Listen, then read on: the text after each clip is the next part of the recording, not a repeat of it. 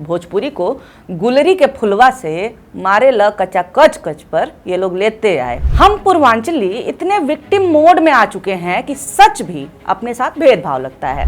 क्या हम मौका नहीं देते हैं स्टीरियोटाइप बनाने का कि मैं भी पूर्वांचली हूँ, भोजपुरिया हूँ, भोजपुरी बेल्ट की एक लड़की हूँ, इसलिए फर्स्ट हैंड इस संस्कृति को झेला है और झेल रही हूँ। इस समय भोजपुरी भाषा का सबसे बड़ा स्टार, ब्रांड एम्बेसडर कौन है? सुनो पवन भैया के खलिहर भाइयों, लड़की ने बताया है तुम्हारे भैया के बारे में, वीडियो देखो। अब पवन सिंह के घटिया फैंस उस लड़की के फिल्मों से क्लिप निकाल करके कह रहे हैं ये गलत है।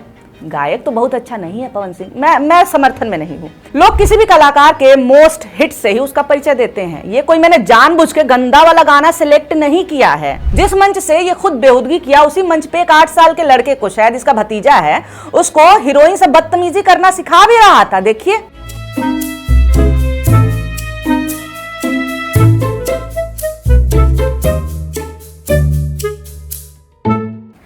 नमस्कार, हमार नाम है निवेदिता, आप देखता नहीं मॉलिटिक्स का जी। का हाल बा आप सबन के?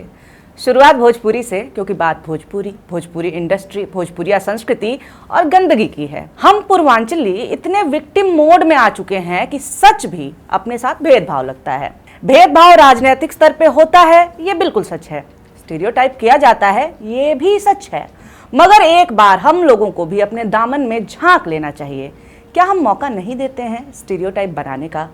कोई मुझे बड़का शहरी है तो लोगों को बोल रही है हम लोगों को ये सब ना बोले और ये ना कहे कि इन्हें क्या पता है हमारी संस्कृति के बारे में।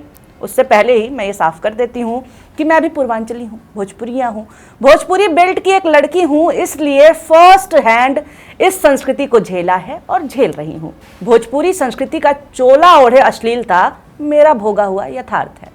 इस समय भोजपुरी भाषा का सबसे बड़ा स्टार, ब्रांड एम्बेसडर कौन है? चलिए सवाल बदलते हैं। कौन लोग हैं जो भोजपुरी को रिप्रेजेंट कर रहे हैं? आम जनता और गूगल दोनों का जवाब पवन सिंह, खेसारी लाल यादव, निरहुआ, मनोज तिवारी। पवन सिंह भोजपुरी के सबसे बड़े स्टार्स में से एक हैं, या कहिए कि टॉप पर हैं। ये भोजपुरी के साहबजादे हैं। चलिए देखते हैं ये कैसे भोजपुरी संस्कृति को आगे बढ़ा रहे हैं। बिना कंसेंट के एक लड़की की कमर को छू रहा है आदमी, मंच पे एक अभिनेत्री को छेड़ रहा है। पवन सिंह के घटिया फैंस आए बचाव करने के। अरे लड़की तो हंस रही है, आप लोगों को क्या दिक्कत है हमारे भैया से? लड़की हंस रही है, हाँ हंस रही है। क्या करती वो इस समय? हाँ, करियर का डर, पावरफुल आदमी से उलझना और उसका परिणाम। लड़की ने वही किया जो छेड़खानी झेल रही देश की हर लड़की करती है, कुछ नहीं। और हंस रही, इसका मतलब असर नहीं पड़ा। सुनो पवन भैया के खलिहर भाइयों, लड़की ने बताया है तुम्हारे भैया के बारे में, वीडियो देखो। कंटिन्यू मेरे पास डीएम आ रहे हैं कि ये जो लखनऊ वाला इंसिडेंट हुआ, इसने मैंने कुछ बोला क्यों नहीं, एक्शन क्यों नहीं लिया, थप्पड़ क्यों नहीं मारा। और कुछ लोग मुझे ही गलत समझ रहे हैं, कुछ मीम्स पे लिख रहे हैं कि ये तो हंस रही थी, मजे ले रही थी। कि पब्लिक में कोई मुझे ऐसे टच करके जाएगा, उसमें मुझे खुशी होगी, मुझे मजे आएंगे। किसी भी लड़की को उसके बिना परमिशन के टच करना ही पहली बात बहुत गलत है, और फिर इस तरीके से टच करना तो हद से ज्यादा गलत है। शर्म आई भाइयों? कैसे आएगी? जो लोग लड़की को ही परेशान कर रहे हैं उन्हें क्या शर्म आएगी? अंजलि राघव नाम है लड़की का, जिसके साथ पवन सिंह ने बेहूदगी की, एक्ट्रेस हैं। अब पवन सिंह के घटिया फैंस उस लड़की के फिल्मों से क्लिप निकाल करके कह रहे हैं कि इस लड़की को कमर छूने से दिक्कत है, क्यों हो रही है? कंसेंट का मतलब कब समझ में आएगा इन जाहिलों को?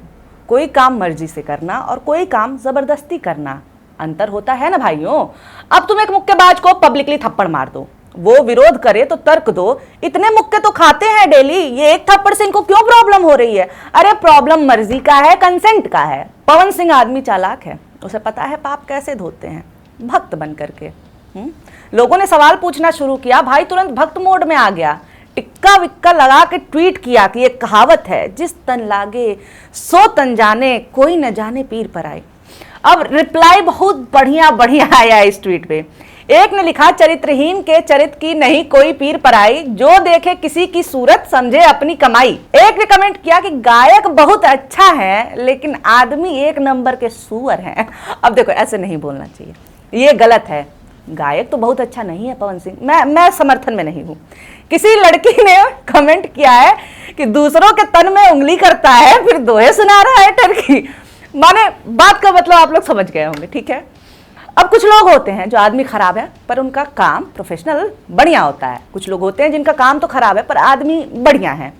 ये तो दिख गया कि पवन सिंह आदमी खराब है पर कलाकार तो ठीक ही होगा, तभी ना इतना नेम फेम है। फैंस हैं इसके लिहो लिहो, भीड़ में भी करते हैं पवन सिंह के लिए, राजनीति में भी करते हैं और सोशल मीडिया पर भी। क्या काम करते हैं पवन सिंह, चलिए देखते हैं। मैं बताऊं, पहले बता देती हूँ ताकि आप लोग अचानक से शॉक में न चले जाए।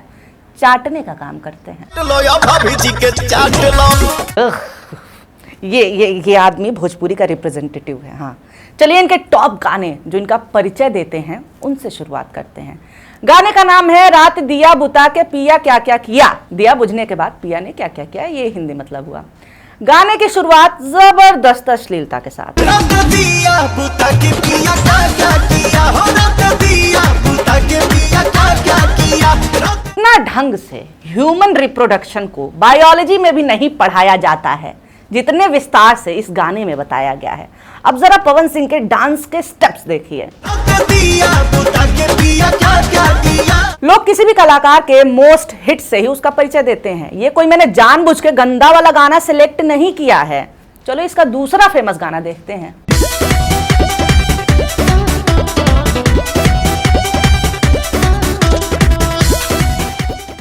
यार इस आदमी को औरतों की कमर को लेकर कुछ तो फेटिश है, अजब तरीके से ऑब्सेस्ड है। अपने गानों में भी हीरोइनों के साथ यही करता है। हिम्मत इतनी बढ़ गई कि मंच पर एक लड़की के साथ सेम बेहूदगी कर दी। He is a habitual offender यार।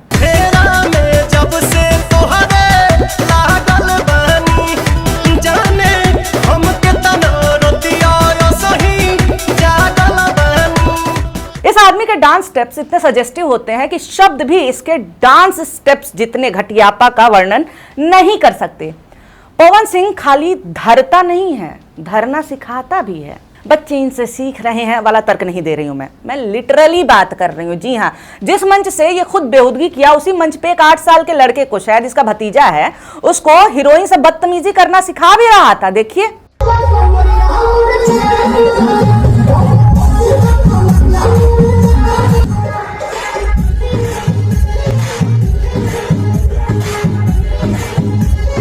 इस आदमी का हर गाना औरतों को इस्तेमाल किए जाने की चीज बताता है। एक ही तरह के गाने, एक ही तरह का डांस, और ऐसा नहीं है कि ये समस्या केवल पवन सिंह की है। पूरा बरिए कोयलासी बा, पूरी भोजपुरी इंडस्ट्री नाले की तरह बजबजा रही है। औरतों की कमर पे जीभ लपलपाने वाला पवन सिंह न गायक ढंग का है न आदमी। पवन सिंह की पहली पत्नी ने जान दे दी, अब दूसरी पत्नी भी जान देने की बात कह रही है पब्लिकली। लड़कियों से बिना इन्विटेशन चिपकने वाला पवन सिंह अपनी पत्नी का फोन तक नहीं उठाता।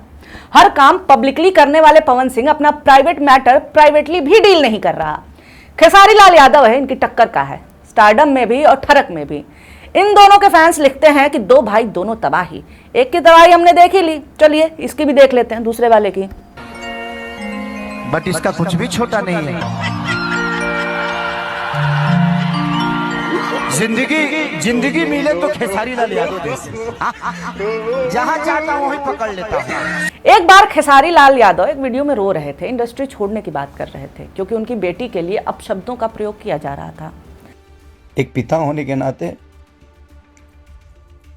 ये तकलीफ हो रहा है मुझे कि उसके सामने मैं कैसे जाऊंगा कि उसके पिता की वजह से उसको बेइज्जत किया जा रहा है और उसी के भाषा के लोग कर रहे हैं, जिस भाषा की वो बेटी है।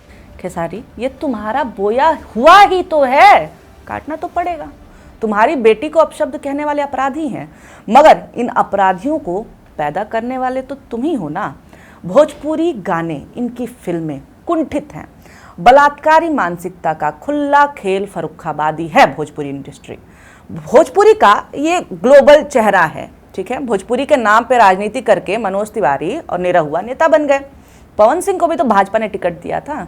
मनोज तिवारी अश्लीलता पे बोलते हुए नजर आते हैं। ये मनोज तिवारी। चुम्मा से काम नहीं चली सजनिया, कुंडी गिरा के समाजा जाए के बेर तनी कोरा मिया जा। ये निरहुआ है, ये अब जनप्रतिनिधि है। ये हमारे यानी भोजपुरियों के आइकॉन है। भोजपुरिया संस्कृति के नाम पे हमारे पास दिखाने को केवल ये कुंठित और घटिया लोग ही बचे हुए हैं। भोजपुरी को गुलरी के फुलवा से मारे ल कचा कच कच पर ये लोग लेते आए। बड़ी बेशर्मी से ये खुद को भिखारी ठाकुर की विरासत वाला बताते हैं।